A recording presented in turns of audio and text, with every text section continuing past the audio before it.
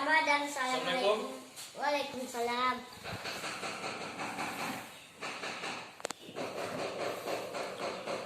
Selamat pagi Pak Lendra. Ya, selamat pagi anak-anak. Untuk memulai pelajaran pada hari ini, silakan ketua pimpin doa. Allahumma zidni mulina.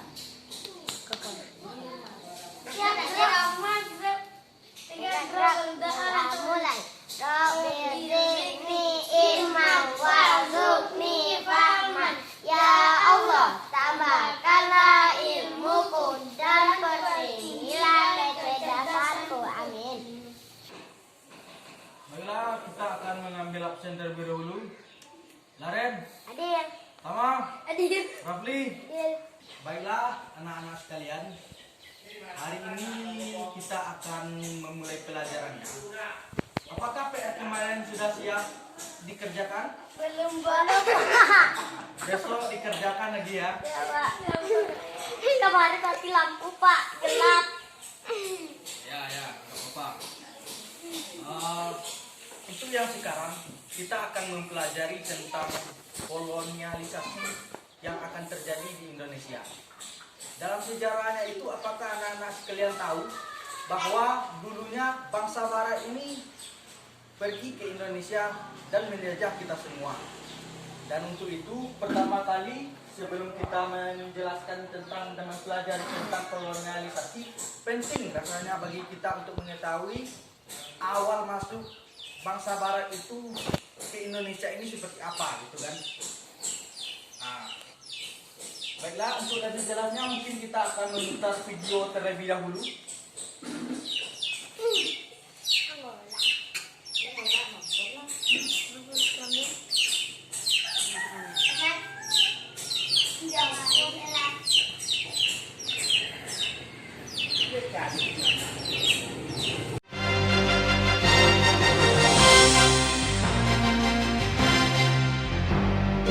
Pada zaman dahulu, bangsa Barat datang ke Indonesia dengan membawa misi 3G.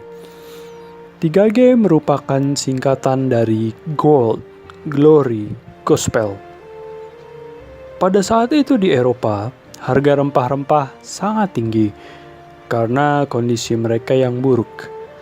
Mereka berusaha mencari dan menemukan daerah-daerah penghasil rempah-rempah di belahan bumi bagian timur, seperti India dan Indonesia. Di Indonesia terdapat banyak sekali jenis rempah-rempah seperti merica, cengkeh, jahe, pala, kayu manis, adas, kapulaga, dan kunyit. Dengan membawa misi 3G, bangsa Barat melakukan perdagangan dan penaklukan daerah penghasil rempah-rempah.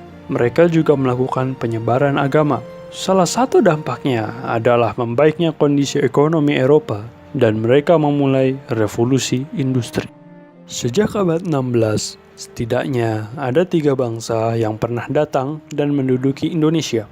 Di antaranya adalah Portugis pada tahun 1512, Inggris pada tahun 1579, dan Belanda pada tahun 1595. Pada tahun 1512, Portugis datang ke Asia. Portugis merupakan bangsa Eropa pertama yang datang ke Asia. Awalnya, bangsa Portugis berniat untuk pergi ke India. Namun usahanya tidak berhasil. Akhirnya, Portugis menguasai Malaka dan Myanmar. Pada tahun 1512, di bawah pimpinan Antonio de Abreu dan Francisco Serrao, Portugis berhasil menginjakkan kakinya di Indonesia, tepatnya di Maluku.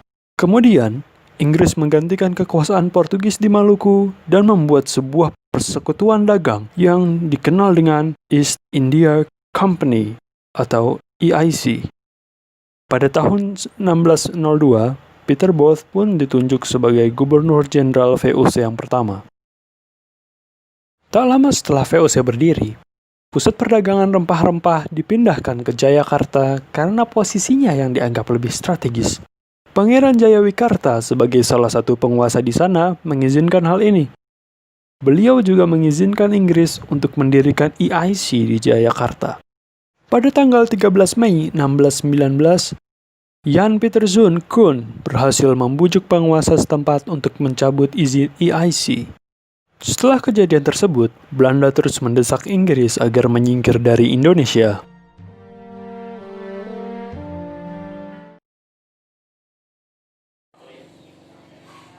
Baiklah, tadi kita telah menonton bersama-sama video singkat tentang awal kedatangan bangsa Barat ke Indonesia.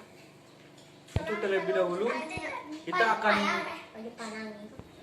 untuk lebih bermanfaatnya pembelajaran kita pada hari ini, perlu rasanya kita mengetahui apakah apa-apa saja tujuan dari mempelajari materi tentang ini. Yang pertama, diharapkan setelah siswa-siswa kalian mempelajari tentang materi ini dapat mendeskripsikan sebab dan tujuan kedatangan bangsa Barat ke Indonesia. Yang kedua, dapat mendeskripsikan proses kedatangan dan terbentuknya kekuasaan kolonial di Indonesia. Yang ketiga, mengidentifikasi kebijakan pemerintah kolonial dalam bidang ekonomi, politik, dan sosial budaya. Yang keempat, mengidentifikasi perbedaan pengaruh kolonial daerah Jawa dan lain-lainnya. Dan baiklah, kita akan memulai pelajaran kali ini.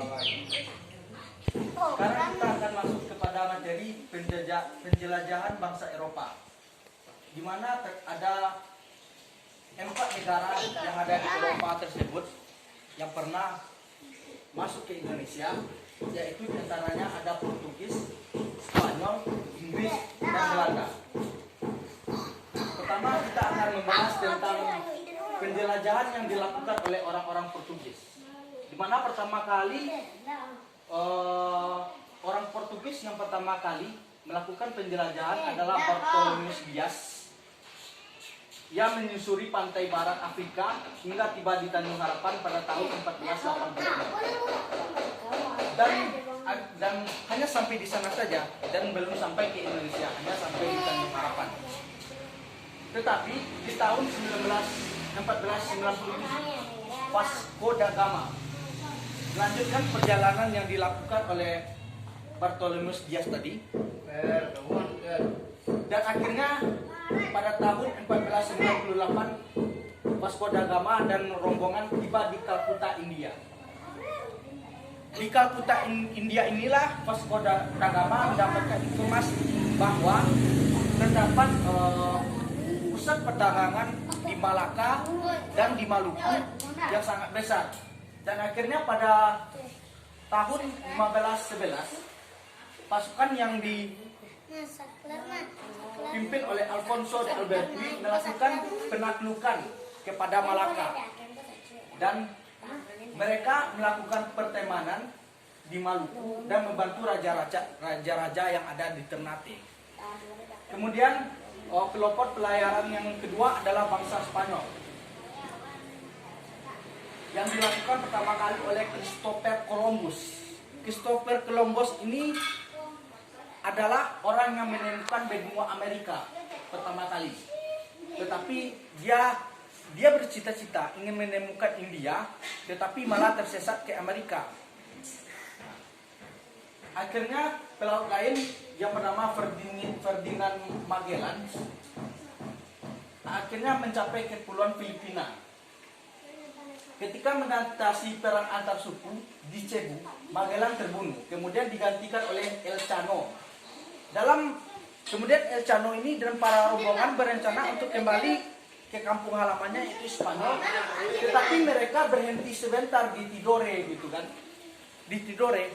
Sedangkan waktu itu Ternate dan Tidore ini terjadi konflik, perang saudara di Indonesia waktu itu, di Ternate dan Tidore.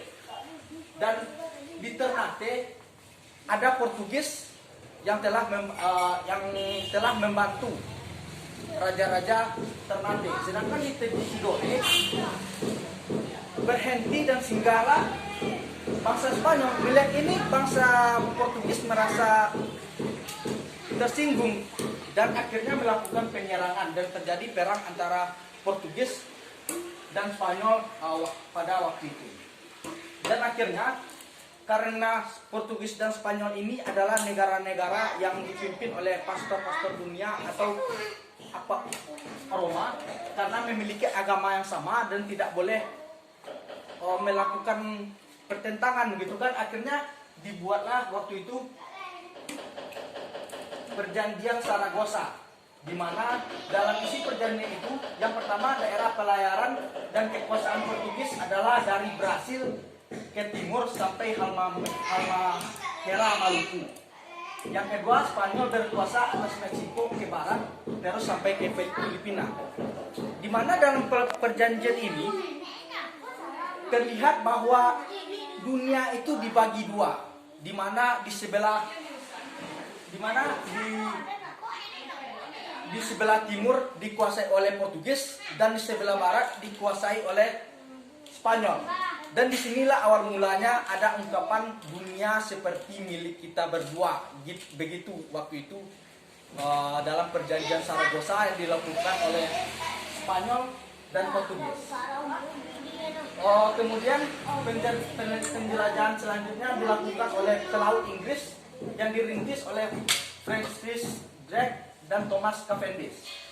Pengaman dua pelaut tersebut mendorong Ratu Elizabeth I meningkatkan pelayaran internasionalnya. Ratu Elizabeth I memberikan hak istimewa pada EIC pada saat itu yang merupakan sekutu dagang pada saat itu dalam menjalankan perdagangan di Asia. Kemudian pelaut Belanda yang berhasil mendarat di Banten, yaitu Cornelis de Houtman. Untuk mengatasi persaingan Cornelis de Houtman itu kan, dia dikenal sebagai orang yang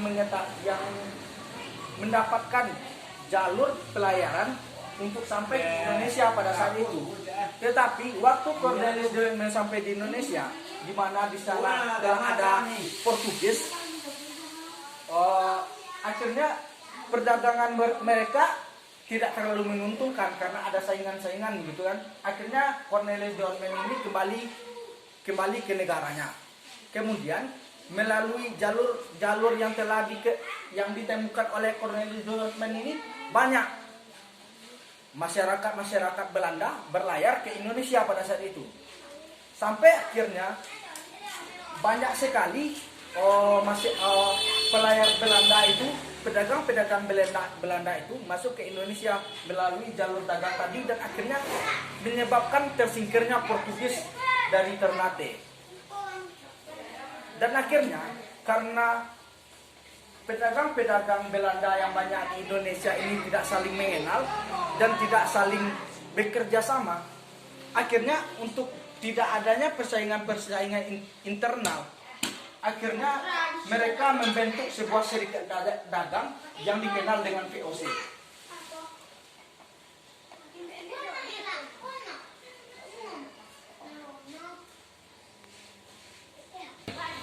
Itulah materi kita pada hari ini.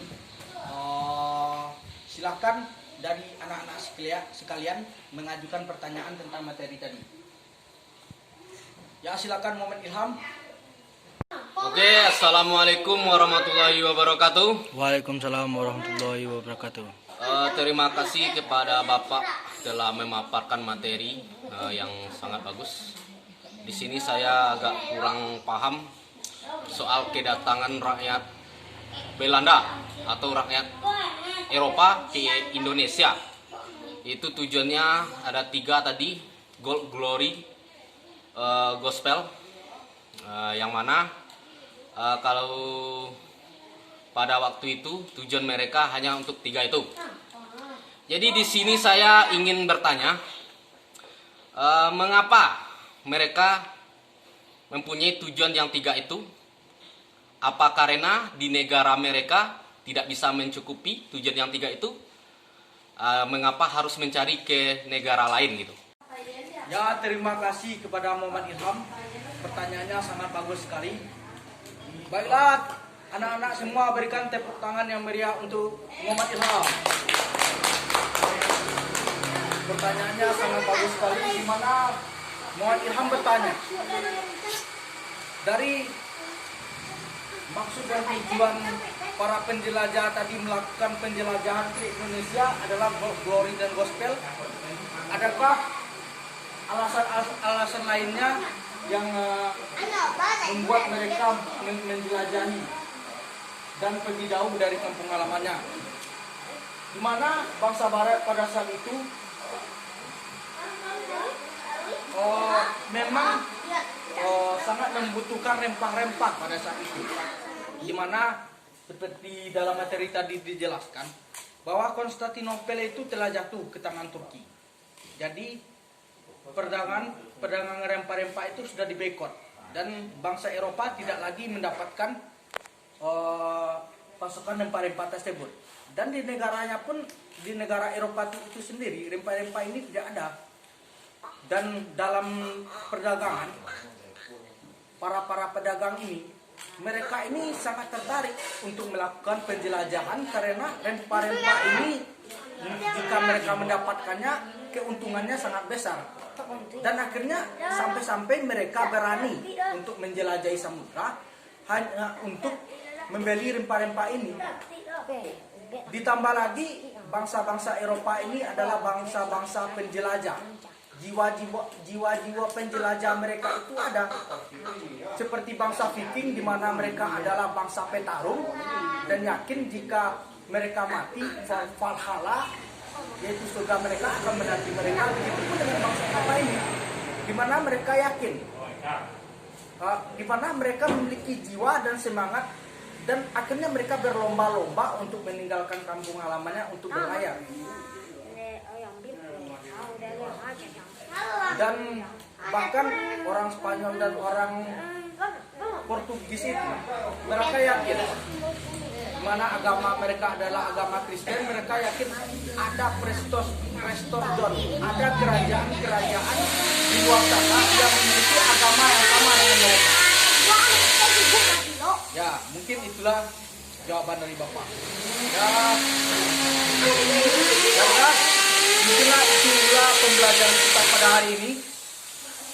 Sebelum itu Bapak ingin dari kalian semua untuk menyimpulkan hasil pembelajaran kita pada hari ini. Ya, silakan Muhammad Ilham menyimpulkan. Oke, terima kasih kepada Bapak dalam memberikan kesempatan saya untuk menyimpulkan materi pada pembelajaran hari ini. Itu kita tentang belajar tadi tentang proses kedatangan bangsa Barat di Indonesia. Di sini saya menyimak sebabnya, yaitu adalah karena berdagang, jiwa penjelajah, dan penyebaran agama, atau yang tiga tadi, gold glory, gospel. Itu kedatangan bangsa Barat itu ada Portugis di Indonesia, Spanyol, Inggris, dan Belanda. Itu melaksanakan politik, ekonomi, sosial, dan budaya yang menimbulkan di berbagai daerah di Indonesia yaitu perlawanan. Terima kasih, itu hanya yang dapat saya simak pada hari ini. Bapak akan menyimpulkan hasil pembelajaran kita pada hari ini. Laren, jangan dijawab tengah pendika. Kenapa kamu menjawab tengah pendika itu? Dia mau untuk saya, Pak. Tidak boleh lagi besok kayak gitu ya. Baik, Pak. Karena kita sekarang ini sedang pembelajaran, dimohon anak-anak sekalian memperhatikan ke depannya. Tidak memperhatikan, nanti kalian juga ya rugi ya. Diharapkan untuk memperhatikan. Mama, sampah di sebelah kamu itu tolong diangkat dulu ya. Ya. Baiklah, mari dilanjutkan saja. Surah 3. Baiklah anak-anak sekalian, sampai di sinilah pembelajaran kita pada hari ini. Dan Bapak akan memberikan kalian tugas. Tolong dibuka buku sejarah Indonesia kelas 10 halaman 114 dan dikerjakan latihan-latihan yang objektif itu ya. Besok dikumpulkan, minggu depan dikumpulkan. Ya, Pak. Dan tolong dibaca materi-materi yang akan kita pelajari untuk besok ya. Ya. Ada mengerti itu? Mengerti. Baiklah. Baiklah, sampai di sinilah pembelajaran kita pada hari ini. Semoga bermanfaat untuk kita semua. Bapak sudahi dengan wabillahi taufik wal hidayah. Assalamualaikum warahmatullahi wabarakatuh.